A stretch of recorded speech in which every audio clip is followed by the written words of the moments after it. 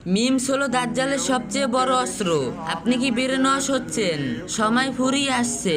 আমি আবারও বলছি, সময় শেষ হওয়ার আগে জেগে ওঠার সময় এখনই। ঐক্যবদ্ধ হতে ডাক দেওয়ার আগে আপনাকে একটি সহজ প্রশ্ন করি। প্রতিদিন স্ক্রল করতে করতে আপনি যে মিমস গুলো দেখে হাহারিয়ে দিচ্ছেন, আপনি কি জানেন সেগুলো আসলে কারা বানাচ্ছে? যে আপনার বন্ধু হিসেবে শেয়ার করলো সে নয়, কিংবা যে বড় বড় পেজ নিউজ ওয়ার্ক বানালো তারাও নয়। তবে এই নিখুঁত মিমস গুলো আসল জাদুকরকে আমি অনেক খুঁজেছি, কিন্তু তাদের কেউই হদিস পায়নি। এগুলো হুট করে ইন্টারনেটের সুনামির মতো চলে আসছে একেবারে সঠিক সময়ে, সঠিক শব্দে। আপনার মস্তিষ্ক কিছু বুঝে ওঠার আগেই সেটি আপনার মনে একটি বিশেষ অনুভূতি জন্ম দেয়। আপনি ভাবছেন এটা সেফ কৌতুক, কিন্তু আমি যদি বলি এগুলো এই পর্যন্ত তৈরি করা ইতিহাসের সবচেয়ে ভয়ঙ্কর এবং উন্নত মন মস্তিষ্কর অস্ত্র। হযরত মুহাম্মদ সাল্লাল্লাহু আলাইহি সাল্লাম বলছেন, কিয়ামতের আগে জ্ঞান উঠে যাবে এবং মূর্খতা চারদিকে ছড়িয়ে পড়বে। এখন নিজেকে প্রশ্ন করুন, 2026 সালে দাঁড়িয়ে জ্ঞানের ছদ্মবেশে মূর্খতা ছড়ানোর সবচেয়ে বড় হাতিয়ার কোনটি? নিউজ না আমরা অনেক স্মার্ট আমরা ভাবি? আরে ভাই, বিসিসি, সিএনএন তো এজেন্টরা চালায়, এগুলো আমি দেখি না। অভিনন্দন, আপনি একটা বুলেট এড়িয়ে সরাসরি একটি মাইন্ড ফিডে পা রেখেছেন। কারণ আপনি যখন নিউজ দেখা ছাড়লেন তখন আপনার খবরের জায়গা দখল করে নিয়েছে মিমস। আপনি প্রশ্ন তুলতে পারতেন, কিন্তু আপনি এমন কিছুর সাথে লড়াই করবেন কিভাবে যা আপনাকে হাসায়?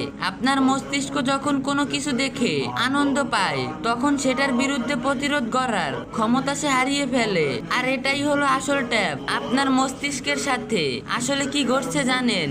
একে বলে ডিসেনসিটাইজেশন বা অনুভূতিহীনতা। মনে আছে যখন অ্যাপস্টাইন ফাইল ফাঁস হলো, দুনিয়া জানতে পারলো উচ্চবৃত্তিদের ভয়াবহ শিশু পাচার আর লালসার কথা। এটা নিয়ে মানুষের রাজপথে নামার কথা ছিল, কিন্তু ইন্টারনেট কি করলো? এগুলো নিয়ে মজার ভিডিও আর মিমস বানাতে শুরু করলো। নরকের মতো ভয়াবহ একটি সত্যকে তারা সেফ কৌতুক বানিয়ে আপনার নিউজ ফিডে ছেড়ে দিল। ফলাফল, আপনি ভয়ঙ্কর কিছু দেখলেন, কিছুটা শিউরে উঠলেন, তারপর মিমস দেখে হেসে ফেললেন, ভয়টা চলে গেল।